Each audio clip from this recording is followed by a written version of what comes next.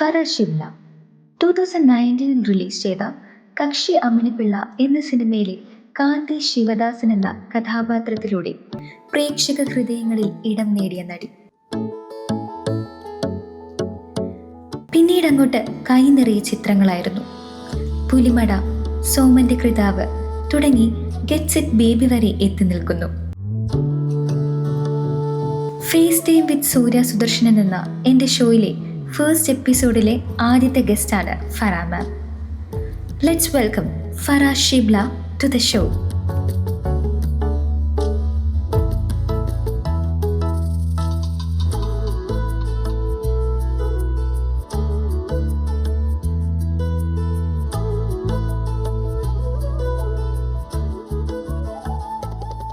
So welcome to face time with Surya Sudarsanan.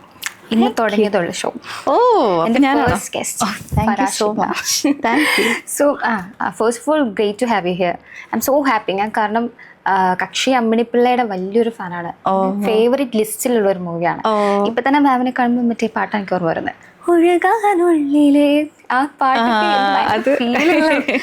ഒരുപാട് പേരുടെ പ്ലേലിസ്റ്റിലുള്ള പാട്ടാണ്. ആ ഒരു നിഷ്കളങ്കയായ കുട്ടിയാണ് എൻ്റെ അടുത്തിരിക്കുന്നത്. സോ ഇപ്പോഴത്തെ നമ്മുടെ വിശേഷം ഗെറ്റ്സ് ഇറ്റ് ബേബിയാണ്. സോ കുടുംബ പ്രേക്ഷകർ നല്ല റെസ്പോൺസോടെ മുന്നോട്ട് പോകുന്നു. സോ എന്ത് തോന്നുന്നു? How do you feel now? സന്തോഷമാണ്. ഇത് മാർക്കോ കഴിഞ്ഞ് വരുന്ന ഉണ്ണിയുടെ ഒരു സിനിമ ആയതുകൊണ്ട് ഒരു റീച്ച് ഉണ്ടാവും എന്നറിയാം. പക്ഷെ അതേ സമയത്ത് ഉണ്ണി ചെയ്തതൊരു ഭയങ്കര ആക്ഷൻ സിനിമ ആയതുകൊണ്ട് നമുക്ക് ഫാമിലീസ് എത്രത്തോളം വരും സിനിമ കാണാൻ നമുക്ക് അറിയില്ലല്ലോ. പക്ഷേ ട്രെയിലർ ആണെങ്കിലും അതിൻ്റെ പുറത്ത് വിടുന്ന കാര്യങ്ങളിൽ ഇതൊരു ഫൺ സിനിമയാണ്, ഇതൊരു ബ്രീസി സിനിമയാണ്, ഇത് ഫാമിലിക്ക് കാണാൻ പറ്റുന്ന പോലത്തെ ഒരു സിനിമയാണ്. പിന്നെ ക്ലീൻ യു ആയിരുന്നു.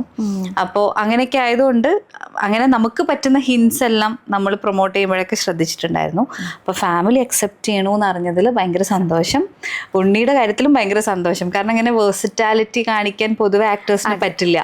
എന്തെങ്കിലും ഒരു സിനിമ ഒരു തരത്തിലുള്ളത് ഹിറ്റായാലും പിന്നെ അതുപോലത്തെ സിനിമകളാണ് പൊതുവേ വരിക. അപ്പൊ ഇങ്ങനെ ഒരു വേഴ്സിറ്റാലിറ്റി കാണിക്കാൻ പറ്റിയതും അതും ആൾക്കാർ അക്സെപ്റ്റ് ചെയ്തു എന്നുള്ളതിൽ വളരെ സന്തോഷം. ഗെറ്റ്സ് ഇറ്റ് ബേബി കാണാത്തവര് ഇനിയും പോയി കാണാൻ ടൈം ഉണ്ട്. ഇപ്പോഴും തിയേറ്ററുകളിൽ റണ്ണിങ് ആണ്. സോ ഇപ്പോൾ കക്ഷി അമ്മിണിപ്പിള്ള ആയിരുന്നു ഡെബ്യൂ ഫിലിം. അതിന് മുൻപ് ആക്ച്വലി ഡെബ്യൂ ഫിലിം അതല്ല. ഞാൻ അതിന് മുമ്പ് ഞാൻ ആങ്കറിങ് ചെയ്യുന്ന സമയത്ത് കുറച്ച് സിനിമകൾ ചെയ്തിട്ടുണ്ട്. പക്ഷെ എനിക്ക് പറയാൻ ഇഷ്ടം കക്ഷി അമ്മിണിപ്പിള്ളയാണ് എൻ്റെ ആദ്യത്തെ സിനിമ എന്നാണ്. ബിക്കോസ് അതിന് മുന്നേ ചെയ്തോന്ന് അങ്ങനെ ഭയങ്കര റെലവെന്റ് ആയിട്ടുള്ള ക്യാരക്ടേഴ്സ് ഒന്നും ആയിരുന്നില്ല. യൂഷ്വലി ആങ്കറിങ് ചെയ്യുമ്പോൾ കിട്ടുന്ന ഓഫേഴ്സ് ഞാൻ ഓക്കെ എക്സ്പ്ലോർ ചെയ്യാം അത് വിചാരിച്ച് പോകുന്നതായിരുന്നു. ആങ്കറിങ്ങിലോട്ടായിരുന്നു ഞാൻ വന്നിരുന്നത്. അതെ, ആങ്കറിങ് ആണ്. ഏഷ്യാനെറ്റ് ഫിലിം അവാർഡിലൊക്കെ അതെ, ഒരുവിധം എല്ലാ ചാനൽസിലും മെയിൻലി മഴവിൽ മനോരമയായിരുന്നു. മഴവിൽ മനോരമയിൽ മിടുക്കി, വെറുതെ ഉള്ള ഭാര്യ, അതിൻ്റെയൊക്കെ ഔട്ട്ഡോർ ആങ്കറിങ് ആയിരുന്നു. അതെനിക്ക് ഭയങ്കര ഇഷ്ടമായിരുന്നു ചെയ്യാൻ. പിന്നെ കുറേ ആക്ടേഴ്സിൻ്റെ ഇൻ്റർവ്യൂ കുറേ ചെയ്തിട്ടുണ്ട്. ഒരുവിധം നമ്മുടെ ഇൻഡസ്ട്രി നല്ലാതെ വരുന്ന കുറേ ആക്ടേഴ്സിൻ്റെ, വിക്രം, ജയം രവി, അങ്ങനെയൊക്കെ. അപ്പോൾ അതും ഭയങ്കര എക്സൈറ്റിംഗ് ആയിരുന്നു. ഞാനിങ്ങനെ പൊതുവെ ആക്ടേഴ്സിന് ഇൻ്റർവ്യൂ ചെയ്യുമ്പോൾ അവരുടെ ഒരു പ്രോസസ്സ് എന്താ, അവരെങ്ങനെയാണ് ഇത് ചെയ്യണേ, അങ്ങനെയൊക്കെ ചോദിച്ചറിയാൻ മാക്സിമം നോക്കുമായിരുന്നു. എങ്ങനെയായിരുന്നു ഫിലിമിലോട്ടുള്ളൊരു എൻട്രി? ബേസിക്കലി ഞാൻ മലപ്പുറത്ത് നിന്നാണ്. ഓക്കെ. അപ്പോൾ എൻ്റെ ഫാമിലിയിൽ എനിക്കറിയാവുന്ന ജനറേഷൻസിൽ ആരും അങ്ങനെ സിനിമയുമായിട്ട് ബന്ധപ്പെട്ട് വർക്ക് ചെയ്യുന്നവരില്ല. പക്ഷെ എല്ലാവരെയും പോലെ, അതായത് ആർട്ടിൻ്റെ അങ്ങോട്ടേക്ക് I was inclined towards art. But എന്താണ് എന്നൊന്നും അറിയില്ല. അപ്പോൾ പഠിക്കുന്ന കാലത്ത് അത്യാവശ്യം ഡ്രാമ ചെയ്യുമായിരുന്നു, കവിത എഴുതുമായിരുന്നു. അപ്പോൾ എന്താണ്, എവിടെയാണ് കൃത്യമായിട്ടുള്ള ടേസ്റ്റ് എന്ന് അറിയില്ല. സിനിമ കാണാൻ എല്ലാവരെയും പോലെ ഭയങ്കര ഇഷ്ടമായിരുന്നു. പക്ഷെ നമുക്ക് സിനിമയെക്കുറിച്ചുള്ളൊരു ചിന്ത എന്ന് പറഞ്ഞാൽ ഇത് ഒരുപാട് ദൂരെയുള്ള ഒരു സാധനമാണ്. നമുക്ക് അങ്ങനെ കൈയെത്തിപ്പിടിക്കാൻ പറ്റുന്ന ഒരു കാര്യമല്ല. നമുക്കറിയാവുന്ന ആരും എനിക്കറിയാവുന്ന ആരും സിനിമയിൽ വർക്ക് ചെയ്യുന്നുണ്ടായിരുന്നില്ല. ഔട്ട്സൈഡർ ആവുമ്പോൾ അപ്പോൾ നമുക്കത് ഏതോ ഒരു വേറൊരു ലോകമാണ് എന്നുള്ളൊരു തോട്ടായിരുന്നു. പിന്നെ ആക്ച്വലി ഒരു മൂവി ഓഫർ തന്നെയാണ് ഫസ്റ്റ് കിട്ടിയത്. വളരെ ആക്സിഡൻ്റലായിട്ട് ഒരു ട്രെയിൻ ജേർണിയിലിടയിൽ പരിചയപ്പെട്ട് അങ്ങനെ ഒരു മൂവി ഓഫറാണ് വന്നത്. പക്ഷെ അപ്പം ഞാൻ ഡിഗ്രി കഴിഞ്ഞ് പുറത്തു പോകാൻ പ്ലാൻ ചെയ്യുന്ന സമയമായിരുന്നു. പിന്നെ ആ പോക്ക് ക്യാൻസലായി. പക്ഷെ ഈ സൗഹൃദങ്ങൾ ഇങ്ങനെ നിലനിന്നു. പക്ഷെ ഇൻഡസ്ട്രി അപ്പോഴും ഞാൻ ഒറ്റയ്ക്ക് തീരുമാനം എടുക്കുന്ന ഒരു പ്രായം ആയിട്ടില്ല. പിന്നെ പാരൻസിനാണെങ്കിലും ഇൻഡസ്ട്രിയെ കുറിച്ച് ഒന്നും അറിയില്ല. യൂഷ്വലി എന്നെ വളരെ ഇൻഡിപെൻഡൻ്റ് ആയിട്ട് വിട്ട്, ഞാൻ പഠിക്കാൻ ചെന്നൈയിലാണ് ഡിഗ്രി ചെയ്തത്, അത് കഴിഞ്ഞ് വന്നപ്പോഴാണ് ഇത് കിട്ടുന്നത്. അപ്പം എന്നെ പൊതുവെ ഇൻഡിപെൻഡൻ്റ് ആക്കി വിടുന്ന ആൾക്കാരായിരുന്നു. പക്ഷേ ഇൻഡസ്ട്രിയെ കുറിച്ചായപ്പം ദേ വർ ഓൾസോ വെരി ഡൗട്ട്ഫുൾ. എങ്ങനെയാണ്, എന്താണ്, എങ്ങനെ ഇത് വർക്ക് ചെയ്യും എന്നൊന്നും അറിയില്ല. പക്ഷേ ആ സൗഹൃദങ്ങൾ ത്രൂ ആദ്യം ചാനലിൽ, കൈരളി ചാനലിൽ ആങ്കറിങ് ഓപ്പർച്യൂണിറ്റിയാണ് കിട്ടിയത്. പിന്നെ അവിടെ തന്നെ അതിൽ തന്നെ ഉണ്ടായിരുന്ന ഒരു ഫ്രണ്ടാണ് ലാൽ ജോസ് സാറിൻ്റെ ഒരു ഷോന് വേണ്ടിയിട്ട് പ്രൊഫൈൽ അയച്ചു കൊടുക്കുന്നതും കുറച്ച് ഫോട്ടോസും അങ്ങനെയൊക്കെ അയച്ചു കൊടുത്തിട്ട് അതിൽ സെലക്റ്റഡായി. അതിനൊരു ഫൈനൽ 9 ആയിരുന്നു ആ ഷോയിലുണ്ടായിരുന്നത്. അനുശ്രീ, സ്വാസിക ഒക്കെ അവിടുന്ന് കിട്ടിയ സൗഹൃദങ്ങളാണ്. അതാണ് അങ്ങനെ ലാൽ ജോസ് സാറിനെ പരിചയപ്പെട്ടു. ലാൽ ജോസ് സാർ ഇപ്പോഴും വളരെ അടുത്ത ഒരു സുഹൃത്താണ്, ഒരു മെൻറ്ററാണ്. പിന്നെ അപ്പോൾ ആങ്കറിങ് അങ്ങനെയാണ്. ആഫ്റ്റർ ദാറ്റ് ഷോ ഓൾസോ മഴവിൽ നിന്ന് ഓഫർ വന്നു, ഏഷ്യാനെറ്റ് എന്നുണ്ടായിരുന്നു, അമൃത ചെയ്യുന്നുണ്ടായിരുന്നു. അപ്പം ഞാൻ PG ചെയ്തുകൊണ്ടിരിക്കുക. അപ്പം ഞാൻ ആങ്കറിങ്ങും PGയും കൂടെ ഇങ്ങനെ ചെയ്യും. പൊതുവെ ഇങ്ങനെ വിഷു സ്പെഷ്യൽസ് അങ്ങനെ ഇൻ്റർവ്യൂസും ഒക്കെ ചെയ്യും. അങ്ങനെ കുറച്ച് ആക്ടേഴ്സിനെയൊക്കെ പരിചയപ്പെടുകയും ആക്ച്വലി പറയുകയാണെങ്കിൽ ആ റിയാലിറ്റി ഷോ കഴിഞ്ഞപ്പോഴാണ് ഞാൻ എനിക്ക് ആവേണ്ടത് ഒരു ആക്ടറാണ് എന്ന് ഡിസൈഡ് ചെയ്യുന്നത്. അതിന് മുന്നേ ഇതെന്തോ ഒരു ഒരു മായിക ലോകം അവിടെ വന്ന് പെട്ടിരിക്കണോ, okay let me just explore എന്നുള്ള പോലെയായിരുന്നു. പിന്നെ ഫസ്റ്റ് സിനിമ ആക്ച്വലി സിനിമ കമ്പനിയാണ്. അത് ഓഡിഷൻ ത്രൂ വന്നിട്ട് അതിൽ ചെയ്തിട്ടുണ്ടായിരുന്നു. അത് കഴിഞ്ഞും അതുപോലത്തെ കുറച്ച് സിനിമകൾ, ചില സിനിമകളിലൊക്കെ നമ്മൾ പോപ്കോൺ ക്യാരക്ടേഴ്സ് എന്ന് പറയില്ലേ, പോപ്കോൺ എന്ന തലതി പോകുമ്പോൾ കാണാൻ പറ്റില്ല, അങ്ങനത്തെ സാധനങ്ങളൊക്കെ ചെയ്തിട്ടുണ്ട്. കക്ഷി അമ്മിണിപ്പിള്ള ഓഡിഷൻ ത്രൂ കയറിയതാണ്. അത് ഇങ്ങനെ വണ്ണമുള്ള ആൾക്കാർക്ക് വേണ്ടിയിട്ട് എന്ന് പറഞ്ഞിട്ട്. അപ്പം ഞാൻ വളരെ കഷ്ടപ്പെട്ട് വണ്ണം മെയിൻറ്റെയിൻ ചെയ്യുന്ന ഒരാളായിരുന്നു. അത്യാവശ്യം വണ്ണമുള്ള ആളാണ്, പക്ഷെ നമ്മൾ എപ്പോഴും സ്ക്രീനിൽ കാണുമ്പോൾ നമ്മൾ കുറച്ചും കൂടെ വലുതായി തോന്നുമല്ലോ. അപ്പം അതുകൊണ്ട് അതിങ്ങനെ മാനേജ് ചെയ്യാൻ ഒക്കെ ഭയങ്കരമായിട്ട് കഷ്ടപ്പെടുകയും ഭക്ഷണം കഴിക്കുമ്പോൾ അങ്ങനെ ഉള്ള ഒരാളായിരുന്നു. അപ്പം ഞാൻ ഓർത്തു ഓക്കെ ട്രൈ ചെയ്ത് നോക്കാം, അങ്ങനെ അയച്ചു കൊടുത്തു. അപ്പോൾ എനിക്ക് തോന്നുന്നു ഓഡിഷന് വിളിച്ചപ്പോൾ ആ കൂട്ടത്തിൽ ഏറ്റവും വണ്ണം കുറഞ്ഞ ആൾ ഞാനായിരുന്നു ഓഡിഷന് പോയ സമയത്ത്. അപ്പം ഞാനിങ്ങനെ എല്ലാ ചെയർസിലേക്കും നോക്കിയപ്പോൾ അവിടെ ഇരിക്കുന്ന ആൾക്കാരെല്ലാം നല്ല വണ്ണമുണ്ട്. അപ്പം ഞാൻ ഓർത്തു ഇവർക്ക് വേണ്ട നല്ല വണ്ണമുള്ള ആൾക്കാരെ ആയിരിക്കും, പിന്നെ ഇപ്പം എന്തിനാണാവോ എന്നെ വിളിച്ചത് എന്നൊക്കെ ഞാൻ ആലോചിച്ചു. അത് കഴിഞ്ഞ് ഓഡിഷൻ ചെയ്തത് ദിഞ്ജിത്ത് സാറും സൻലേ ശിവൻ എന്നാണ് റൈറ്ററിൻ്റെ പേര്, റൈറ്ററും ഷാഫി ചെമ്മാട് എന്ന് പറഞ്ഞിട്ട് പ്രൊഡക്ഷൻ കൺട്രോളറും കൂടെ ഇരുന്നിട്ടാണ്. അപ്പം എനിക്ക് സന്ദേശേട്ടൻ ഈ ക്യാരക്ടർ പറഞ്ഞു തന്നു. അതിൽ ഇവർ ആ ഒരു ജേണി കഴിഞ്ഞ് വന്നിട്ട് അമ്മിണി നോക്കാതെ ഇങ്ങനെ ഇറങ്ങിപ്പോവല്ലോ ബസ്സിൽ നിന്ന്. അപ്പം ആ പോർഷൻ ചെയ്യാൻ പറഞ്ഞു. പിന്നെ ഫസ്റ്റ് നൈറ്റിൻ്റെ പോർഷൻ ചെയ്യാൻ പറഞ്ഞു. അത് കഴിഞ്ഞ് ഡാൻസ് ചെയ്യുന്നൊരു പോർഷൻ ചെയ്യാൻ പറഞ്ഞു. ഇതൊക്കെ ചെയ്ത് കഴിഞ്ഞിട്ട് എന്നോട് ചോദിച്ചു വണ്ണം വയ്ക്കാൻ പറ്റുമോ എന്ന് ചോദിച്ചു. അപ്പം ഞാൻ ആലോചിച്ചു പോലുമില്ല. പറ്റും. അപ്പോൾ പിന്നെ ദിൻസാറൊക്കെ ചിരിച്ചു അത് പറഞ്ഞു കേട്ടപ്പോൾ. അപ്പം എൻ്റെ അടുത്ത് ആദ്യം പറഞ്ഞിട്ട് പെൺകുട്ടിയോട് ചോദിക്കാൻ പാടില്ലാത്ത ചോദ്യമാണ് എന്ന് പറഞ്ഞിട്ടാണ് എൻ്റെ അടുത്ത് ചോദിക്കുന്നത്. പക്ഷെ ഞാൻ ഭയങ്കര ഷുവറായിട്ട്, ബിക്കോസ് എനിക്ക് ആ ക്യാരക്ടറിനെ പറ്റി പറഞ്ഞു തരുന്നതും അവർക്ക് ആ ക്യാരക്ടറിനോടുള്ള ഇഷ്ടവും അവർക്ക് ആ സിനിമയോടുള്ള പാഷനൊക്കെ അത്രയും സമയത്ത് നിന്ന് എനിക്കത് ആ വൈബ് കിട്ടുന്നുണ്ടായിരുന്നു. അപ്പം എനിക്കത് ചെയ്യണം എന്ന് ഭയങ്കരമായിട്ട് തോന്നി. പക്ഷെ അവരപ്പോൾ ഉറപ്പൊന്നും പറഞ്ഞില്ല. സമയമെടുത്ത് 1 മാസം കഴിഞ്ഞ് വണ്ണം വെച്ചിട്ട് നമുക്കൊരു റിഹേഴ്സൽ പോലെ ഒരു ഡ്രസ്സൊക്കെ ഇട്ട് കോസ്റ്റ്യൂമൊക്കെ ഇട്ടിട്ട് നമുക്കൊരു പോർഷൻ ചെയ്യാം, എന്നിട്ട് നമുക്ക് തീരുമാനിക്കാം എന്ന് പറഞ്ഞു. അന്ന് വീട്ടിൽ പോയപ്പോൾ തുടങ്ങി തീറ്റയാ. അങ്ങനെ 1 മാസം. അപ്പോൾ ഡോക്ടറൊന്നും കണ്ടില്ല കേട്ടോ. അപ്പം ഞാൻ പൊതുവേ ഇപ്പോൾ സിനിമയ്ക്ക് വേണ്ടിയിട്ട് എപ്പോഴും നമുക്ക് ഫിസിക്കൽ ഒരു മാറ്റം വരുത്തുന്നത് ഭയങ്കര നല്ലതാണെന്ന് തോന്നാറുണ്ട് എനിക്ക്. ക്യാരക്ടേഴ്സിൽ പെട്ടെന്ന് ചേഞ്ചസ് തോന്നും. പക്ഷെ ഞാൻ പറയും അങ്ങനെ എപ്പോൾ ചെയ്യുമ്പോഴും നിങ്ങളുടെ ഡയറ്റീഷ്യൻ്റെ അടുത്ത് പോയി ചോദിക്കണം എന്താണ് ഞാൻ ചെയ്യേണ്ടത്. അന്ന് ഞാൻ അങ്ങനെ ചെയ്യാതെയാണ് ചെയ്തത്. പക്ഷെ വണ്ണം അവർക്ക് വേണ്ടത്ര വണ്ണം ആയില്ലെങ്കിലും അവർ ആ പ്രോഗ്രസ്സിൽ ഭയങ്കര ഹാപ്പി ആയിരുന്നു. അങ്ങനെ ഓഡിഷനൊക്കെ കഴിഞ്ഞ് അങ്ങനെയാണ് അമ്മിണിപ്പിള്ളയിലേക്ക് എത്തുന്നത്. ശരിക്കും കഴിവിലാണ് കാര്യം.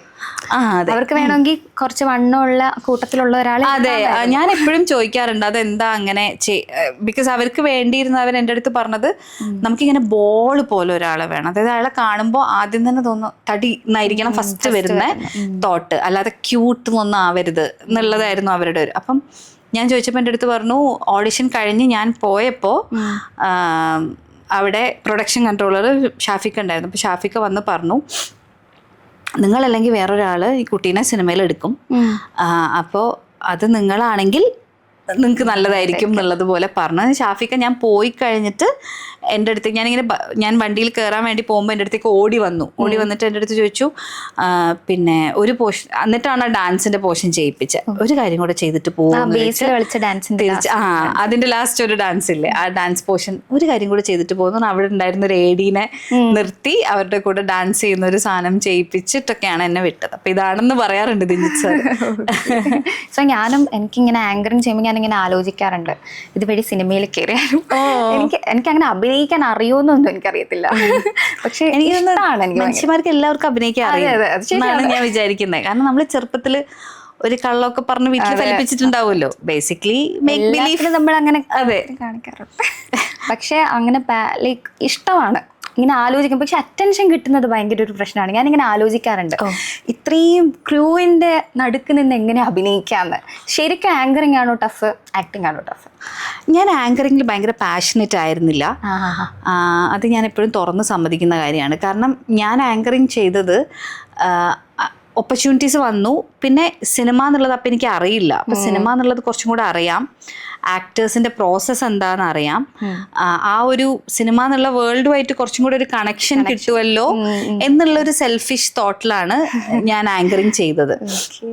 പിന്നെ പൊതുവെ ഇപ്പൊ രഞ്ജിനി ചേച്ചി ഒന്നും ചെയ്യുന്ന പോലെ സ്റ്റേജിനെ, ഒരു വലിയ ക്രൗഡിനെ ഭയങ്കര നന്നായിട്ട് ഹാൻഡിൽ ചെയ്യാനൊന്നും എനിക്കറിയില്ല. എനിക്ക് പക്ഷെ ഒരു 1-to-1 ടോക്കില് ഒരാളെ ഇന്ററാക്ഷൻ പോലെ കംഫർട്ടബിൾ ആയിട്ട് സംസാരിപ്പിക്കാൻ പറ്റും. എനിക്ക് തോന്നുന്നു മമ്മൂക്ക, ലാലേട്ടൻ, ഫഹദ്, നിവിൻ, എല്ലാവരെയും ആസിക്ക ഒക്കെ ഞാൻ ആങ്കറിങ് ചെയ്ത് അവരുടെ അടുത്ത് ക്വസ്റ്റ്യൻസ് ചോദിച്ചിട്ടുണ്ട്. ആരും അങ്ങനെ അൺകംഫർട്ടബിൾ ആവോ അല്ലെങ്കിൽ ആർക്കെങ്കിലും ഒരു ബുദ്ധിമുട്ടുണ്ടാക്കുന്ന പോലെ ഡിസ്റെസ്പെക്ട്ഫുൾ ആയിട്ടൊന്നും ഞാൻ സംസാരിച്ചിട്ടേ ഇല്ല. അങ്ങനെ ഒരു ഇഷ്യൂ ഇതുവരെ ക്രിയേറ്റ് ചെയ്തിട്ടില്ല. അപ്പോൾ ആ കാര്യത്തിൽ എനിക്ക് തോന്നുന്നു ഞാൻ ഓക്കെയാണ്. ഒരു ഇന്റർവ്യൂ, ഒരാളെ to get to know the other person. പക്ഷേ അല്ലാതെ നമ്മുടെ ഒരു സ്റ്റേജ് ഹാൻഡിൽ ചെയ്യുക, ഒരു ഷോ ഹാൻഡിൽ ചെയ്യുക, അതൊന്നും എനിക്കത്ര വശമില്ല. എനിക്കും വശമില്ല. എനിക്കും ഇതാണ് ഇഷ്ടം, കോൺവെർസേഷൻ പോവുക എന്നുള്ളത്. സോ 2024 എനിക്ക് തോന്നുന്നു മലയാള സിനിമയെ സംബന്ധിച്ചിടത്തോളം ഒരു ബെസ്റ്റ് ഇയർ ആയിരുന്നു എന്ന് വേണമെങ്കിൽ പറയാം.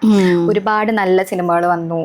വേറെ ലാംഗ്വേജിലൊക്കെ എല്ലാവരും റെക്കഗ്നൈസ് ചെയ്തു, അല്ലെങ്കിൽ സംസാര വിഷയമായി നമ്മുടെ ഒരുപാട് സിനിമകൾ. സോ ഫറാ ഷിബ്ല എന്ന വ്യക്തിക്ക് 2024 എങ്ങനെയായിരുന്നു? വണ്ടർഫുൾ ആയിരുന്നു 2024. അതായത് 2024 എനിക്ക് തോന്നുന്നു ഞാൻ എൻ്റെ മൊത്തം കരിയറിൽ ഏറ്റവും കൂടുതൽ നമ്പർ ഓഫ് സിനിമയിൽ വിശ്വസിക്കുന്ന ഒരാളല്ല. ആസ് എൻ ഇത്ര വോളിയം വേണം എന്ന് വിചാരിക്കുന്ന ഒരാളല്ല. പക്ഷെ കണ്ടിന്യൂസ് ആയിട്ട് വർക്ക് ചെയ്യാൻ എനിക്കിഷ്ടമാണ്. കാരണം എന്താണെന്ന് വെച്ചാൽ ഞാൻ സൈക്കോളജി ബാക്ക്ഗ്രൗണ്ടാണ്. I am not from like എന്തെങ്കിലും ഒരു ആർട്ട് ഇൻക്ലൈൻഡ് ആയിട്ടുള്ള ഒരു മേഖലയിൽ നിന്ന് വരുന്ന ആളല്ല. ഞാൻ അഭിനയം പഠിച്ചിട്ടില്ല. MSc ക്ലിനിക്കൽ സൈക്കോളജിയാണ്. ഇത് പറയാൻ ഞാൻ പഠിച്ചെടുക്കാൻ അത് അല്ലാണ്ട് എനിക്ക് സത്യത്തിൽ അഭിനയം എപ്പോഴെങ്കിലും ഇങ്ങനെ ബുക്ക് നോക്കി പഠിക്കുന്ന ഒരു സാധനമാണോ ചോദിച്ചാൽ എനിക്ക് അറിയില്ല. എനിക്ക് മോർ ഓർ ലെസ് തോന്നാറുള്ളത്, ഓഫ് കോഴ്സ് നമ്മുടെ കയ്യിലുള്ള കുറേ സ്കിൽസ് ഉണ്ടല്ലോ, നമ്മളൊരാളെ ഒബ്സർവ് ചെയ്യാനുള്ള സ്കിൽസ്, അല്ലെങ്കിൽ നമ്മളെ മോഡുലേഷൻ ബെറ്റർ ആക്കാനുള്ള സ്കിൽസ്, അല്ലെങ്കിൽ നമ്മൾ ഇംപ്രൊവൈസ് ചെയ്യാനുള്ള സ്കിൽസ്, ഇതൊക്കെ നമ്മൾ ഇമ്പ്രൂവ് ചെയ്യണം. അതിന് ആക്ടിങ് വർക്ക്ഷോപ്സും അല്ലെങ്കിൽ അങ്ങനെയുള്ള തിയറി ക്ലാസ്സസും ഒക്കെ ചിലപ്പോൾ നമ്മളെ ഹെൽപ്പ് ചെയ്യുമായിരിക്കും. വേറൊരാളുടെ എക്സ്പീരിയൻസ് കേൾക്കുന്നത്, ഞാൻ കുറേ മാസ്റ്റർ ക്ലാസ്സസ് ഒക്കെ കേൾക്കാൻ ഇഷ്ടമുള്ള ആളാണ്. എങ്ങനെയാണ് അവർ ചെയ്യണേ, എന്താ അവർ എങ്ങനെയാ ഇമ്പ്രൂവ് ആക്കുക. പക്ഷെ എന്നാൽ പോലും എനിക്ക് പേഴ്സണലി തോന്നിയിട്ടുണ്ട് ആക്ടിങ് എന്ന് പറഞ്ഞത് പ്രാക്ടീസ് ചെയ്താണ് ബെറ്റർ ആവുക. നമുക്ക് എത്ര അവസരം കിട്ടണോ ക്യാമറയുടെ മുന്നിൽ നിൽക്കാനും ഏതെങ്കിലും വേറൊരു കഥാപാത്രമായിട്ട് നിൽക്കാനും എത്ര ഓപ്പർച്യൂണിറ്റീസ് കിട്ടുന്നോ അത്രയും ചെയ്യണം എന്ന് വിചാരിക്കും. അപ്പോൾ ആ തരത്തിൽ നോക്കുമ്പം 2024 ഞാൻ കിങ്സ്റ്റൺ എന്ന് പറഞ്ഞൊരു തമിഴ് മൂവി ചെയ്തു. അത് കഴിഞ്ഞ് ഗെറ്റ് സെറ്റ് ബേബി ചെയ്തു. അത് കഴിഞ്ഞിട്ട് കേരള ക്രൈം ഫയൽസിൻ്റെ സീസൺ 2 ചെയ്തു. പിന്നെ വിസ്റ്റ വില്ലേജ് എന്ന് പറഞ്ഞൊരു മൂവി ചെയ്തു. പിന്നെ നേരറിയും നേരത്ത് എന്ന് പറഞ്ഞൊരു മൂവി ചെയ്തു. ഇത്രയും സിനിമകൾ എനിക്ക് തോന്നുന്നു ഞാൻ ഫസ്റ്റ് ടൈമാണ് ഒരു ഇയറിൽ ചെയ്യണത്. അപ്പം അങ്ങനെ നോക്കുമ്പോൾ എനിക്ക് കുറച്ചെങ്കിലും എൻ്റെ ആർട്ട് പ്രാക്ടീസ് ചെയ്യാൻ പറ്റിയ ഒരു വർഷമാണ്. പ്ലസ് ഒരുപാട് നല്ല സിനിമകൾ കണ്ട വർഷം. എനിക്ക് സിനിമ കാണുന്നത് ഭയങ്കര ഇഷ്ടമാണ്. ഞാൻ ചില സമയത്ത് വിചാരിക്കും ഞാൻ ജസ്റ്റ് ഒരു ആസ്വാദകം മാത്രമാണെന്ന് തോന്നുന്നു, ഞാനിങ്ങനെ ഇരുന്ന് സിനിമ കാണണം അങ്ങനെ വിചാരിക്കുന്ന ഒരാളാണ്. എനിക്ക് ഭയങ്കര ഭയങ്കര ഇഷ്ടമാണ് സിനിമ കാണുന്നത്. ഭയങ്കര എക്സൈറ്റ്മെൻ്റ് ആണത്. ഏതെങ്കിലും എനിക്ക് ഇഷ്ടപ്പെട്ട ഒരു സിനിമ കാണാനുള്ള ഒരു അവസരം. കുറേ സിനിമകൾ റീവാച്ച് ചെയ്യുന്ന ആളാണ്. പൊന്മുട്ടിയിടുന്ന താറാവ്, തലയണ മന്ത്രം, അങ്ങനെ കുറേ സിനിമകൾ ഞാൻ ഒരുപാട് തവണ കണ്ടിട്ടുണ്ട്. എത്ര തവണ എന്ന് എനിക്ക് പറയാൻ അറിയാത്ത അത്രയും തവണ. നമുക്ക് മലയാള സിനിമയിൽ റീവാച്ചബിൾ ആയിട്ട് ഒരുപാട് മൂവീസ് ഉണ്ട്. അപ്പൊ ബ്യൂട്ടിഫുൾ ഇയർ ആയിരുന്നു 2024. അതുപോലെ തന്നെ നമുക്ക് എല്ലാവർക്കും ഒരു മെമ്മറബിൾ മൊമെന്റ് ഉണ്ടാവും. ലൈക്ക് ഈ കുഡ് ബി എ, ഇപ്പം മാമിനെ ആണെങ്കിൽ ഇപ്പോൾ could be A shooting or A day like celebrations or whatever. So what's been the most memorable moment 2024 for you? 2024 എനിക്ക് GV പ്രകാശിനെ ഭയങ്കര ഇഷ്ടമാണ്. ഞാൻ ആക്ച്വലി ഞാൻ കിങ്സ്റ്റൺ മൂവി എൻ്റെ അടുത്തേക്ക് വന്നപ്പോൾ ഞാൻ കമ്മിറ്റ് ചെയ്യാനുള്ള റീസൺ തന്നെ എനിക്കറിയാം GV പ്രകാശ് സാറിനെ എന്നെ അറിയാൻ യാതൊരു സാധ്യതയില്ല. അതിൽ വൺ ഓഫ് ദി AD-യാണ് എന്നെ ഇങ്ങനെ, എനിക്ക് തോന്നുന്നു സോമൻ്റെ കൃതാവെങ്ങാൻ കണ്ടിട്ട് അതിൻ്റെ ഡയറക്ടർക്ക് ഇങ്ങനെ ഡയറക്ടറോട് ഈ ഒരു ക്യാരക്ടർ ഇവർ ചെയ്യാമെന്ന് പറഞ്ഞു. അങ്ങനെയാണ് ഞാൻ വരുന്നത്. അപ്പം ഞാനത് കമ്മിറ്റ് ചെയ്യാനുള്ള റീസൺ എനിക്കിങ്ങനെ GV പ്രകാശിൻ്റെ അടുത്തൊക്കെ ഇങ്ങനെ നിൽക്കണം എന്നുള്ളതായിരുന്നു. അപ്പോൾ അത് ആക്ച്വലി സംഭവിച്ചത് എനിക്ക് ഭയങ്കര എക്സൈറ്റ്മെന്റ് ആയിരുന്നു. ഞാൻ പക്ഷെ പോവോ എന്നെ ഇൻട്രൊഡ്യൂസ് ചെയ്യുകയോ ഒന്നും ചെയ്തില്ല കേട്ടോ. അങ്ങനെ യൂഷ്വലി ഒരാളടുത്ത് പോയി എന്നെ ഇൻട്രൊഡ്യൂസ് ചെയ്യാൻ ഭയങ്കര മടിയുള്ള ആളാണ് ഞാൻ. നമ്മളിങ്ങനെ പറഞ്ഞ് മനസ്സിലാക്കിയൊക്കെ കൊടുക്കാൻ. പുള്ളിക്ക് എന്നെ അറിയില്ല. ബട്ട് അതെനിക്ക് തോന്നുന്നു ഞാൻ ലൈഫിൽ എപ്പോഴും ഓർത്ത് വെക്കുന്ന ഒരു മൊമെന്റ് ആണ്. ഇപ്പം 2019 ഡെബ്യൂ ഫിലിം അല്ല എന്ന് പറഞ്ഞു, എന്നാലും ഒരു മേജർ റോള് ചെയ്തൊരു എന്ന് ഓർത്തിരിക്കുന്ന ഒരു മൂവി തന്നെയാണ്. അല്ല, എന്റെ ഹൃദയത്തോട് ഏറ്റവും ചേർന്ന് നിൽക്കുന്ന സിനിമ കക്ഷി അമ്മിണിപ്പിള്ള തന്നെയാണ്. ഓക്കെ, അപ്പോൾ ഓൾമോസ്റ്റ് ഒരു 6 years ആവാറായി തോന്നുന്നു. സോ ഈ 6 yearsന്റെ ഇടയ്ക്ക് എങ്ങനെയാണ് ലൈഫ് ചേഞ്ച് ആയത്? എന്തൊക്കെ തരത്തിലായിരിക്കും ലൈഫ് ചേഞ്ച് ആയത്? കക്ഷി അമ്മിണിപ്പിള്ള ആക്ച്വലി ഇറങ്ങിയ സമയത്ത് ഇത്രയും അറ്റൻഷൻ കിട്ടാത്തൊരു സിനിമയാണ്. അതായത് it was not a huge success, it was not a blockbuster or anything. പക്ഷേ എനിക്ക് കുറച്ച് കോൾസ് ഒക്കെ വന്നിരുന്നു. എന്നെ ആദ്യം വിളിച്ച ആൾക്കാരിൽ ഒരാളൊന്ന് മാലച്ചേച്ചിയാണ്. മാലച്ചേച്ചി എന്നെ ഫസ്റ്റ് ഡേ വിളിച്ചിട്ടുണ്ടായിരുന്നു. ഉണ്ണിയാർ വിളിച്ചിട്ടുണ്ടായിരുന്നു. പിന്നെ അങ്ങനെ എനിക്ക് അരുൺ ഡയറക്ടർ വിളിച്ചിട്ടുണ്ടായിരുന്നു. അങ്ങനെ കുറേ പേര് എന്നെ വിളിച്ചിട്ടുണ്ടായിരുന്നു പടം കണ്ട്. അതെനിക്ക് തോന്നുന്നു അവർ എപ്പോഴും പോയി പടം കാണുന്ന പ്രാക്ടീസ് ഉള്ള ആൾക്കാരാണ്. ഏത് സിനിമ ഇറങ്ങിയാലും കാണുന്ന. അങ്ങനെ അല്ലാതെ ശരിക്കും ആൾക്കാരറിഞ്ഞത് ചെക്കൻ അങ്ങനെ ഭയങ്കര ഹിറ്റാവുകയും പിന്നെ ഇത് TV-യിൽ എനിക്ക് തോന്നുന്നു എപ്പോഴും സൂര്യ TV-ൽ വരുന്ന ഒരു സിനിമയാണ്. പ്ലസ് അൺനെക്സ്റ്റിലൊക്കെ വന്ന് അങ്ങനെയൊക്കെയാണിത്. അതായത് പോകെ ഹിറ്റ് ആവുന്ന ഒരു സിനിമയാണ്. പിന്നെ സോങ് ആയാലും എപ്പോഴും സൂര്യ മ്യൂസിക്കിലൊക്കെ വരാറുണ്ട് അല്ലേ? ഞാൻ സൂര്യ TV-ൽ പലരും എനിക്കിങ്ങനെ അയച്ചു തരും, ഇത് ഓടിക്കൊണ്ടിരിക്കണമെന്ന് പറഞ്ഞിട്ട്. അപ്പോൾ അങ്ങനെയാണ് അത് കൂടുതൽ ഫേമസ് ആയത്. പിന്നെ ആ സിനിമ ഇറങ്ങിയപ്പോഴേക്കും എൻ്റെ ലുക്ക് മാറിയിട്ടുണ്ടായിരുന്നു. എനിക്ക് തോന്നും എന്നെ സിനിമയിൽ കാണുന്നതും എന്നെ നേരിൽ കാണുന്നതും ഭയങ്കര വ്യത്യാസമാണ്. ബിക്കോസ് ഞാൻ ഒട്ടും നാടനല്ല എന്നല്ല, ഞാൻ പൊതുവെ വളരെ കാഷ്വൽ ആയിട്ട് ഡ്രസ്സ് ചെയ്യണം അങ്ങനത്തെ ഒരാളാണ്. അപ്പം എന്നെ സിനിമയിൽ കണ്ട് തിരിച്ചറിയുന്നതൊക്കെ ഭയങ്കര കുറവാണ്. അപ്പം അമ്മിണിപ്പിള്ള ഇറങ്ങിയിട്ടും എൻ്റെ ലൈഫിൽ അങ്ങനെ വലിയ ചേഞ്ചസോ അങ്ങനെയൊന്നും ഉണ്ടായിരുന്നില്ല.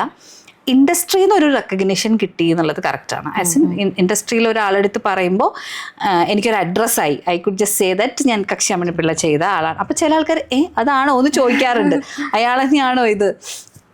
കഴിഞ്ഞ ദിവസം നീരജ് മാധവിനെ കണ്ടപ്പം ഞാൻ ലവൻ്റെ കൺസ്ട്രക്ഷൻ്റെ പ്രിവ്യൂവിന് കണ്ടതാണ്. അപ്പം ഞാൻ ഇങ്ങനെ പറഞ്ഞു, നമ്മൾ എവിടെയാണ് കണ്ടിരിക്കണമെന്ന് ചോദിച്ചു എൻ്റെ അടുത്ത്. അപ്പോൾ ഞാൻ പറഞ്ഞില്ല, ഞാൻ ഇങ്ങനെ ഒരു സിനിമ ചെയ്തിട്ടുണ്ട്, അതായിരിക്കും ചിലപ്പോൾ. ഞമ്മടെ കണ്ടതാ. അപ്പോൾ അങ്ങനെ എനിക്ക് അങ്ങനെ ഒരു റെക്കഗ്നിഷൻ അങ്ങനത്തെ ചേഞ്ചസ് ഒന്നും ഉണ്ടായിട്ടില്ല. പക്ഷേ എനിക്ക് ആക്ടർ ആവാൻ പറ്റും, മറ്റേത് എനിക്ക് ആക്ടർ ആവണം എന്നേ ഉണ്ടായിരുന്നുള്ളൂ. എനിക്ക് ആക്ടർ ആവാൻ പറ്റും എന്ന് എന്നെ തോന്നിപ്പിച്ചത് കക്ഷി അമ്മിണിപ്പിള്ളയാണ്. ഓർമ്മയുണ്ട് അന്നത്തെ ഒരു ന്യൂസ്, ഈ സിനിമയ്ക്ക് വേണ്ടി കഷ്ടപ്പെട്ട് തടി കൂട്ടി എന്നൊക്കെ പറഞ്ഞിട്ട്. ഞാനന്ന് +2 പഠിക്കും. അതെ. പിന്നെ ഈ പറഞ്ഞ പോലെ എൻ്റെ ലൈഫിൽ ഏറ്റവും പ്രധാനപ്പെട്ട 2 ആൾക്കാരാണ് ദിഞ്ജിത്ത് സാറും ബാഹുവിന് അന്ന് തൊട്ടേ, ബാഹുവിന് എൻ്റെ അനിയൻ്റെ ഒക്കെ എൻ്റെ വലിയ ബ്രദർ എന്നെക്കാളും ഒരു 4-5 വയസ്സ് താഴെ ആ ഒരു പ്രായമേ ഉള്ളൂ. പക്ഷെ ബാഹു ഭയങ്കര വർക്ക് ഹോളിക്കാണ്. വർക്ക് ചെയ്യുമ്പോൾ അതിൽ ഉള്ള അവൻ്റെ കോൺസെൻട്രേഷനൊക്കെ എനിക്ക് അന്നേ ഭയങ്കര എക്സൈറ്റ്മെന്റ്. ബിക്കോസ് ആ ഒരു ഏജിലുള്ള ഒരാളുടെ പോലെ അല്ലായിരുന്നു. അപ്പോൾ അവരുടെ ആ ഒരു ടീം വർക്ക് ഉണ്ടല്ലോ. ഞങ്ങൾ അന്നേ പറയും, എനിക്ക് ഒന്ന് 37 days ഞാൻ പ്ലാൻ ചെയ്ത സിനിമ 31 days ഞാൻ തീർത്തിട്ടുണ്ടായിരുന്നു. അത് ഇവര്, പിന്നെ അതേപോലെ ഞങ്ങൾ അസോസിയേറ്റ്, അവരെല്ലാവരും ഭയങ്കര ഹരീഷേട്ടനാണ് അസോസിയേറ്റ് ഉണ്ടായിരുന്നത്. ഹരീഷേട്ടൻ ഇപ്പോലെ ഭയങ്കര പ്രോ ആണ് ചാർട്ട് ചെയ്യുന്നതിൻ്റെ. അപ്പം അങ്ങനെ തീർത്തൊരു സിനിമയായിരുന്നു. അപ്പം അവരുടെ ഒരു ടീം വർക്ക്, അപ്പം ആ ഒരു ഗ്രൂപ്പ് ഉണ്ടാവുന്ന അന്നാണല്ലോ. ഇപ്പോഴും എനിക്ക് എന്താവശ്യത്തിനും വിളിക്കാവുന്ന ഒരാളാണ് രഞ്ജിത്ത് സാറും ബാഹുവും. അവർ സക്സസ്ഫുൾ ആവുമ്പോൾ അവരുടെ അത്രയും തന്നെ സന്തോഷമാണ് എനിക്ക്.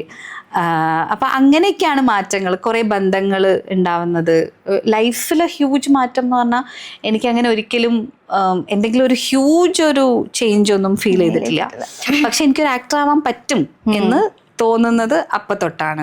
എനിക്ക് ഇന്ന കാര്യങ്ങൾ ഇതിൽ വർക്ക് ചെയ്യണം, എൻ്റെ വോയിസ് മോഡുലേഷൻ ബെറ്റർ ആക്കണം, അല്ലെങ്കിൽ ഈ കാര്യം ബെറ്റർ ആക്കണം, ഇങ്ങനെ ചെയ്യണം, അങ്ങനെ ചെയ്യണം, അല്ലെ അതിൻ്റെ പിന്നാലെ തന്നെയാണ് പോവേണ്ടത്, ഇതന്നെയാണ് എനിക്ക് ചെയ്യേണ്ടത് എന്നൊക്കെ തോന്നിപ്പിച്ച വർഷങ്ങളാണ് എന്നുള്ളതേ ഉള്ളൂ.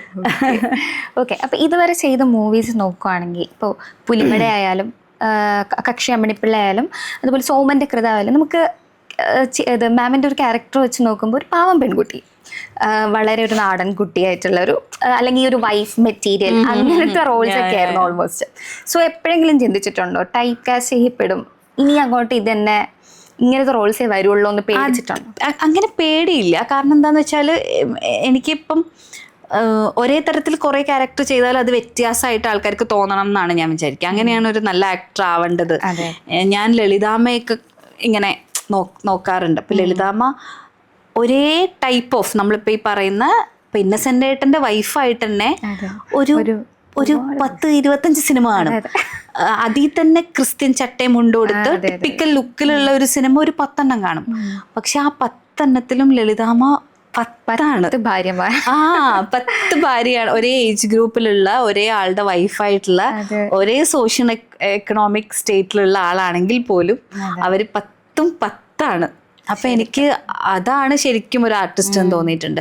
പിന്നെ ടൈപ്പ് കാസ്റ്റ് ആവുക പറഞ്ഞാൽ ആസിൻ എനിക്ക് തോന്നിയിട്ടുണ്ട്, എന്നെ ആൾക്കാർ കാസ്റ്റ് ചെയ്യുമ്പോൾ അവരെ മനസ്സിൽ ഫസ്റ്റ് വരുന്ന അമ്മിണിപ്പിള്ളയാണ് അതെനിക്ക് തോന്നിയിട്ടുണ്ട്. ആൻഡ് എനിക്ക് തോന്നുന്നത് വേറെ വഴികളും ഇല്ല. ബിക്കോസ് ഞാൻ അങ്ങനെ വളരെ സോഷ്യലൈസ് ചെയ്യുന്ന ഒരാളല്ല. എല്ലാത്തരം ഇപ്പോൾ ഒരു ഗെറ്റ് ടുഗദേഴ്സിലൊന്നും ഉണ്ടാവുന്ന അങ്ങനത്തെ ഒരാളല്ല ഞാൻ. അപ്പൊ എന്നെ അതർവൈസ് ആർക്കും അറിയില്ല. എന്നെ സിനിമയിൽ കണ്ടിട്ടേ ആൾക്കാർക്ക് അറിയൂ. അപ്പൊ അങ്ങനെ എന്നെ കാസ്റ്റ് ചെയ്യാൻ പറ്റുള്ളൂ. പക്ഷെ എനിക്ക് കഠിന കഠോരമി അണ്ടകടാഹം എനിക്ക് എന്നെ കാസ്റ്റ് ചെയ്തതിൽ വെച്ച് എന്നെ കുറച്ച് വ്യത്യാസമായിട്ടാണ് ചെയ്തിരിക്കണമെന്ന് തോന്നിയിട്ടുള്ള സിനിമയാണ്. അതേപോലെ ഗെറ്റ് സെറ്റ് ബേബി എനിക്ക് തോന്നിയിട്ടുണ്ട് Aisha is almost me, like you know എൻ്റെ അതേപോലെ ചിന്തിക്കുകയൊക്കെ ചെയ്യുന്ന എന്നെ പോലെയുള്ള ഒരാളാണെന്ന് തോന്നിയിട്ടുണ്ട്. കഠിന കഠോരത്തിൽ ഞാൻ വിചാരിച്ചത് എൻ്റെ ഉമ്മയൊക്കെ അങ്ങനെയുള്ള ഒരു ക്യാരക്ടറാണ്. ഇത് രണ്ടുമാണ് എനിക്ക് കുറച്ച് ഡിഫറെൻ്റ് ആയി അവർ ചിന്തിച്ചു എന്ന് തോന്നിയിട്ടുള്ള സിനിമ. ഓക്കെ. ഇപ്പോൾ ഒരു നടൻ അല്ലെങ്കിൽ നടി, ഇപ്പം നായിക അല്ലെങ്കിൽ നായകനാവാനായിട്ട് ഒരുപാട് പേര് ഇപ്പോഴും സ്ട്രഗിൾ ചെയ്ത് പുറത്തുണ്ട്. അല്ലെങ്കിൽ ഇപ്പോൾ നായകനായും നായികമാരായിട്ടും നിലനിൽക്കുന്നവരും ഒരുപാട് സ്ട്രഗിളിലൂടെ കടന്നു വന്നിട്ടുള്ളവരാണ്. സോ ഇതിന് ടൈം ഒരുപാട് എടുക്കും. അല്ലെങ്കിൽ നമ്മളിപ്പോൾ ഒരു ഫസ്റ്റ് ഫിലിം ചെയ്തെങ്കിൽ തന്നെ അതിനടുത്ത് തന്നെ നമുക്ക് അടുത്ത പടം വരണമെന്നില്ല. പേഷ്യൻസ് വളരെ ഇമ്പോർട്ടൻ്റ് ആണ്. How It is very important. Yes. I was never a very patient person, like മുന്നേ ഒന്നും ലൈഫിൽ. പക്ഷെ എനിക്ക് തോന്നും സിനിമ എന്നെ പേഷ്യൻസ് പഠിപ്പിച്ചു. It's very important. And the thing is everybody is struggling inside cinema, whoever it is, even if they are successful, even if they are on the way of success, even if they are just starting, even if they are just outside and want to come in, ആരാണെങ്കിലും struggle ആണ്. എല്ലാ പോയിന്റിലും ഇത് സ്ട്രഗിളാണ്. Better ആക്കാനുള്ളത് സ്ട്രഗിളാണ്. നിലനിർത്തി കൊണ്ടുപോകുന്നത് സ്ട്രഗിളാണ്. എല്ലാം സ്ട്രഗിളാണ്. അതുകൊണ്ട് patients വേണം. അതേപോലെ തന്നെ സക്സസ് എന്ന് പറയുന്നതും ഫെയിലിയർ എന്ന് പറയുന്നതൊക്കെ that too will pass. And that's not like ഒരു വലിയ സമയമല്ല. കുറച്ച് ഒരു സക്സസിന് അടുത്ത വെള്ളിയാഴ്ച വരെയുള്ള സമയമുള്ളൂ. ഒരു ഫെയിലിയറിനും ചിലപ്പം അടുത്തൊരു ഫോൺ കോൾ കിട്ടുന്ന വരെയുള്ള സമയമേ ഉള്ളൂ. അപ്പം ആ തിരിച്ചറിവ് തീർച്ചയായിട്ടും സിനിമ നമുക്ക് തരും. അത് എത്ര സിനിമയ്ക്കകത്തുള്ള, അതായത് ഇപ്പം നമ്മൾ പൊതുവെ പറയാം നെപ്പോട്ടിക് ആയിട്ടുള്ള ആൾക്കാരാണെങ്കിൽ പോലും, even if my father was A star, still it's A struggle. ഞാൻ പറയണേ എങ്ങനെയാണെങ്കിലും അച്ഛൻ സിനിമ ഫുൾ ഇൻഡസ്ട്രി ഫുൾ ഭരിക്കുന്ന ഒരാളാണെങ്കിലും മകൻ വന്നാലും അവരുടെ സ്ട്രഗിൾ ഡിഫറെന്റ് ആണ്. But they also have to struggle. So ഞാൻ ആദ്യമേ പറഞ്ഞിരുന്നു MSc clinical psychology And behavioral science. ഇത് പഠിക്കാൻ ഇത് എന്ത് കൈൻഡ് ഓഫ് ലൈക്ക് ഈ സൈക്കോളജിയുടെ ബ്രാഞ്ച് ആണോ അത് സൈക്കോളജി തന്നെയാണ്? സൈക്കോളജി തന്നെയാണ്. അത് ഞാൻ അങ്ങനെ തന്നെ കട്ട് ആൻഡ് റൈറ്റ് ആയിട്ട് ഇടാനുള്ള റീസൺ എന്താന്ന് വെച്ചാൽ എന്റെ പേജ് നല്ലേ കിട്ടി, ഇൻസ്റ്റാഗ്രാം പേജ് നല്ലേ കിട്ടിയത്. അതിന്റെ റീസൺ എന്ന് വെച്ചാൽ എനിക്ക് തോന്നിയിട്ടുണ്ട് ഈ സൈക്കോളജി എന്ന് പറയുന്ന കുറെ ഇങ്ങനെ ഡിപ്ലോമാസും കുഞ്ഞു കുഞ്ഞ് ഇങ്ങനെ 3 months കോഴ്സും അതൊക്കെ ചെയ്തിട്ട് ഈ ഫീൽഡിലേക്ക് വരുന്ന ആൾക്കാരുണ്ട്. ഇപ്പൊ ഞാൻ പോലും ഒരു പോസ്റ്റ് ഗ്രാജുവേറ്റ് ആണ്. ഞാൻ വെൻഡ് ഔട്ട് സെഷൻസ് മാത്രമാണ് ആസ് എ ഒരു പ്രൊഫഷണൽ എടുക്കുന്നത്. I am yet to be a therapist. ഞാനൊരു MSc കഴിഞ്ഞ് MPhilഉം കൂടെ കഴിഞ്ഞാൽ എനിക്ക് എന്നെ ഒരു ക്ലിനിക്കൽ സൈക്കോളജിസ്റ്റ് എന്ന് വിളിക്കാൻ പറ്റുള്ളൂ. ഐ മീൻ ഞാൻ പഠിച്ചത് വെച്ച് അങ്ങനെയാണ് കേട്ടോ. But I have seen people who have done 3 months some courses and call themselves as therapists and counselors and all that. അപ്പം എനിക്ക് എത്തിക്സ് ഭയങ്കര ഇഷ്യൂ ആണ്. അപ്പം അതുകൊണ്ട് ഞാനത് ക്ലിയർ ആയിട്ട് കൊടുക്കണേ. ഞാൻ യൂഷ്വലി തെറാപ്പീസ് സെഷൻസ് എടുക്കാറില്ല. ഞാനൊരു പ്രീ തെറാപ്പി സെഷനാണ് എടുക്കുക. ആസ് ഇൻ ജസ്റ്റ് ഒന്ന് വെൻഡ് ഔട്ട് ചെയ്യാൻ അവർക്ക് ശരിക്കും ഒരു തെറാപ്പി ആവശ്യമുണ്ടോ ഇല്ലേ, ജസ്റ്റ് ഒരു റിലാക്സേഷൻ ടെക്നിക്സ് മതിയോ എന്നൊക്കെ അറിയാൻ വേണ്ടിയിട്ടുള്ള സെഷൻ മാത്രമാണ് ഞാൻ ആസ് എ പ്രൊഫഷണൽ ചെയ്യുന്നത്. അതുകൊണ്ടാണ് ഞാൻ അത്ര കൃത്യമായിട്ട് ഇതാണ് ഞാൻ പഠിച്ചിരിക്കുന്നത് എന്ന്. ബിക്കോസ് ഐ ഡോണ്ട് വാണ്ട് ആൾക്കാർ മിസ്പെർസീവ് ചെയ്യണ്ടെന്ന് വിചാരിച്ചിട്ട് കുറെ ടിപ്സും കാര്യങ്ങളൊക്കെ കൊടുക്കും. If you know you know, you want more, if you know videos. ഇപ്പൊ ചെറിയൊരു ഗ്യാപ്പ് ഇപ്പൊ ശരിക്കും എപ്പോഴാണ് തോന്നിയത് അങ്ങനെ ടിപ്സ് ഒക്കെ കൊടുത്ത് തുടങ്ങാം? ടിപ്സ് എന്നല്ല ഞാൻ വിചാരിക്കുക, ഞാൻ പഠിച്ച സമയത്ത് ഭയങ്കര സ്ട്രൈക്കിംഗ് ആയിട്ടുള്ള കുറെ ഇൻഫർമേഷൻസ് ഉണ്ടായിരുന്നു. അതായത് ഇപ്പൊ നമ്മൾ മാസ്ലോന്റെ ലോ ഒക്കെ പറയുമല്ലോ, അതായത് എവിടെയാണ് നമ്മൾ എത്തി നിൽക്കുന്നത് അങ്ങനെയൊക്കെ അറിയാൻ ആൾക്കാർക്ക് ഇൻട്രസ്റ്റ് ഉണ്ടാവും. നമ്മുടെ കോൺഫ്ലിക്ട് സ്റ്റൈൽ എന്താണ്, നമ്മുടെ പേഴ്സണാലിറ്റി ടൈപ്പ് എന്താണ്, അല്ലെങ്കിൽ ചില സിൻഡ്രോം ഒക്കെ ഭയങ്കര ഇൻട്രസ്റ്റിംഗ് ആണ്. ഇപ്പം ലേസി ഹസ്ബൻഡ് സിൻഡ്രോം എന്ന് പറഞ്ഞിട്ട് ഒരു സാധനം ഉണ്ടായിരുന്നു. പിന്നെ അങ്ങനെ നമുക്ക് എനിക്ക് തന്നെ അറിയാം. പിന്നെ സിനിമ റിലേറ്റഡ് ആയിട്ട് കുറെ സിനിമകളിൽ യൂസ് ചെയ്തിരിക്കുന്നത് എന്ത് അബ്നോർമാലിറ്റീസ് ആണ്, എന്ത് ടെക്നിക്സ് ആണ്, അതൊക്കെ എനിക്ക് പേഴ്സണലി ഇൻട്രസ്റ്റ് ഉള്ള കാര്യമാണ്. അപ്പോൾ ഞാൻ പൊതുവേ ഇൻസ്റ്റാഗ്രാമിൽ കൂടെ പ്രീച്ച് ചെയ്യരുതെന്ന് വിചാരിക്കുന്ന ഒരാളാണ്. നിങ്ങൾ ഇങ്ങനെ ചെയ്താൽ നിങ്ങൾ ഇങ്ങനെയാവും. അത് പൊതുവേ ഞാൻ my god everyone are advising now what do I do എന്ന് തോന്നാറുണ്ട് എനിക്ക്. അതുകൊണ്ട് ഞാൻ എനിക്ക് ഇൻഫർമേഷൻസ് പക്ഷേ എനിക്ക് ഇൻട്രസ്റ്റിംഗ് ആയിട്ട് തോന്നിയിട്ടുള്ള ഇൻഫർമേഷനാണ്. ഞാൻ ഏതോ ഒരു പോയിന്റിൽ പഠിച്ചിട്ടുണ്ട്, നമ്മുടെ പാരൻസിൽ ഒരാളോട് നമുക്കൊരു പേഴ്സണൽ ഡിസ്ലൈക്ക് കാണും. ആസ് ഇൻ ഇപ്പോൾ പൊതുവേ യൂഷ്വലി ഡാഡീസിനാണ്, ഐ മീൻ ഡാഡീസ് അച്ഛൻ്റെ ചില എന്താ പറയുക പെരുമാറ്റം, അല്ലെങ്കിൽ ചിലപ്പോൾ ഭയങ്കര റൂഡായിട്ടുള്ള അച്ഛനായിരിക്കും ചിലപ്പോൾ.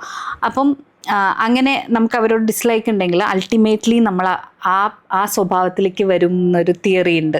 ശരിക്കും ഗേൾസിന് അച്ഛന്മാരോട് കൂടുതൽ അതുണ്ട്. അതിപ്പോ നമ്മൾ മറ്റേ ഈഡിപ്പസ് കോംപ്ലക്സ്, ഇലക്ട്ര കോംപ്ലക്സ് എന്ന് പറഞ്ഞിട്ട് നമ്മുടെ ഫ്രോയിഡിന്റെ തന്നെ ഫാദർ ഓഫ് സൈക്കോളജിയുടെ തന്നെ ഒരു തിയറി ഉണ്ട്. നമ്മളൊരു 3 years 4 years ഒരു പ്രത്യേക സൈക്കോസെക്ഷൽ ഡെവലപ്മെന്റ് സ്റ്റേജിൽ നമുക്ക് നമ്മുടെ സെയിം സെക്സ് ഉള്ള പാരന്റിനോട് ദേഷ്യവും നമ്മുടെ ഓപ്പോസിറ്റ് സെക്സ് ഉള്ള പാരന്റിനോട് ഭയങ്കര ഇഷ്ടവും വരും എന്ന് അങ്ങനെ പറയുന്നുണ്ട്. പക്ഷെ ഈ ഫ്രോയിഡിന്റെ മൊത്തം തിയറീസും കുറച്ച് സെക്ഷുവലി റിലേറ്റഡ് ആണ്. അപ്പൊ അത് കുറെ പേര് അങ്ങനെ അല്ലാന്നും അങ്ങനെയാണ് എന്നൊക്കെ പറയുന്നുണ്ട്. പക്ഷെ പേഴ്സണലി എനിക്ക് ഞാനൊരു അച്ഛൻ കുട്ടിയായിരുന്നു. അങ്ങനെ മിക്കവാറും ഞാൻ പേഴ്സണലി അമ്മ അച്ഛൻ രണ്ടുപേരെയും ലൈക്ക് ഒരുപോലെയാണ് ട്രീറ്റ് ചെയ്യുന്നത്. അതെന്താന്ന് ഞാനിങ്ങനെ ആലോചിക്കാം. അല്ല എല്ലാവർക്കും അങ്ങനെ ആവണമെന്നില്ല. പക്ഷെ എനിക്ക് യൂഷ്വലി തോന്നിയിട്ടുണ്ട് പെൺകുട്ടികൾ എപ്പോഴും ഒരു ഡാഡീസ് ഗേൾ ആയിട്ട് കാണുന്നത്. അതെല്ലാം ശരിയാണെന്നില്ല. പക്ഷെ ചില സാധനങ്ങളൊക്കെ നമുക്ക് ഇങ്ങനെ കേൾക്കുമ്പോൾ ഇൻട്രസ്റ്റിംഗ് ആണെന്ന് തോന്നുന്നല്ലോ. അപ്പൊ അതിങ്ങനെ നോട്ട് ഡൗൺ ചെയ്ത് വെക്കാറുണ്ട് ഞാൻ യൂഷ്വലി. പഠിച്ച ചില കാര്യങ്ങളൊക്കെ എൻ്റെ കുറച്ച് സൂപ്പർ സീനിയർ ചേച്ചിമാരൊക്കെ ഉണ്ട്. അപ്പൊ അവരുടെ അടുത്തൊക്കെ ഞാൻ ഇത് തന്നെ അല്ലേ എന്നൊക്കെ ഒന്ന് കൺഫേം ചെയ്തിട്ട് വെക്കാറുണ്ട്. അപ്പോൾ 2025 ആദ്യത്തെ മൂവി റിലീസായി. ഇനി അങ്ങോട്ടുള്ള ലൈനപ്പുകൾ ഇനി പ്രോബബ്ലി കിങ്സ്റ്റൺ ആണ്. Kingston March 7th റിലീസാവും. പിന്നെ ഇതാണ് ക്രൈം ഫയൽസ് ആണ്. ക്രൈം ഫയൽസ് April May എന്ന് പറയണു. എപ്പോഴാണ് കറക്റ്റ് ഡേറ്റ് അറിയില്ല. ഇത് രണ്ടുമാണ് കൺഫേം ആയിട്ട് റിലീസ് ആവാൻ ഉള്ള പരിപാടി. കാലന്റെ തങ്കക്കൂടാണ് കമ്മിറ്റ് ചെയ്തിട്ടുള്ള ഒരു സിനിമ. പിന്നെ വേറൊന്നും അങ്ങനെ കമ്മിറ്റ് ചെയ്തിട്ടില്ല. ഇതൊക്കെയാണ് പരിപാടി.